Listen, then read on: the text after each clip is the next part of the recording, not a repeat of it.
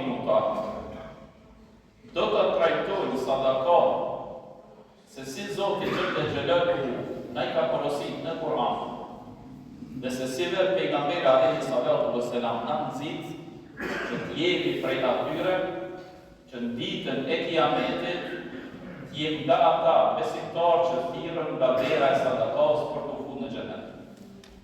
Fillimisht Allahu na bën thirrje direkte dhe thotë: "O ju që keni besuar, jepni nga ajo që ne ju kemi dhënë dhe ju kemi furnizuar, para se të vijë ditë në të cilën nuk do të ketë shitblerje, as lidhje të ngushta dhe as ndërmjetësim." Ndalmi pak të ky ajet. Allahu po na bën thirrje si besimtar, po na drejtohet me besimtar, që e përjashton një pjesë të madhe të njerëzve që s'besojnë. Po thotë: "O ju që keni besuar, që njeni Allahun për Zot dhe njeni pejgamberin alayhis salam për dërgumtin, dhe të nxjerrni nga ajo pasuri që ne ju kemi furnizuar." Pasuria që ne e posedojmë është furnizim prej Zotit. Dhe Zoti po na unon që nga kjo pasuri që na ka dhënë me nxjerrë një pjesë të saj.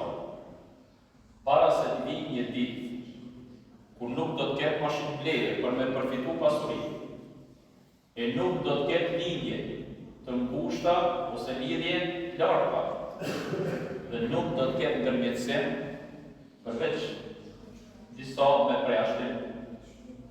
Që do të thotë, nëse doni me qenë prej atyre që në çdo ditë para meje keni me pështu, bëni këtë shkak shumë të fuqishëm që ju bën me thonë sigur ditën e Kiametit. E ajo është nxjerrja prej asaj që Zoti neve na ka furnizuar, pra me pasuri.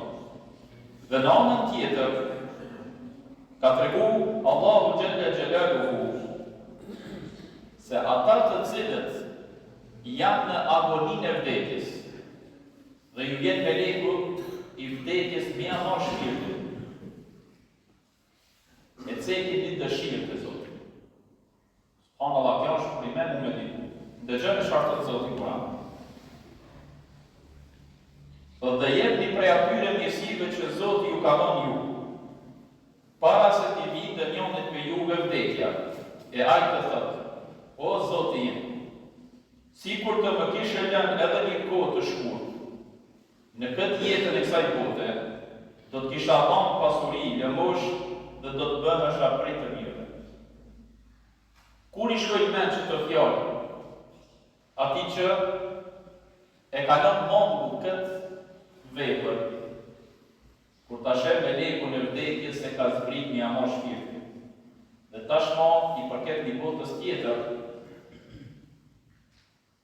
gjëja e vetme që i shkon në mend atij që gëzon shpirtin është që tjetër. I lutet Zotit vetën e tij, do të Zot, mundsoma edhe pak në këtë botë jetoj. Dhe puna e vetme që i ka shkuar në mend është të nxjerrë sadaka për ty dhe të bëna për aty me të mirë. Ulemoja, kur e ka shpjeguar këtë ajet, ka thonë pse ai i cili është ndërzuar shpirtin te Zoti ka thonë bab sadaka. Ka se ka thonë sadakaja i ka shumë të mira. E mira e parë është se nuk lyp kohë shumë për me vepru. Janë çështje sekondash. E dyta, përveç që përfiton vetë ti që nxjerr sadaka, përfiton edhe ai i cili e merr. Dhe për e treta, shpërblimet të cilat vijnë si rezultat i nxjerrjes së sadakas janë marrëdhënie. Cilat do t'i kuptojmë ma ditët për na vit tash inshallah.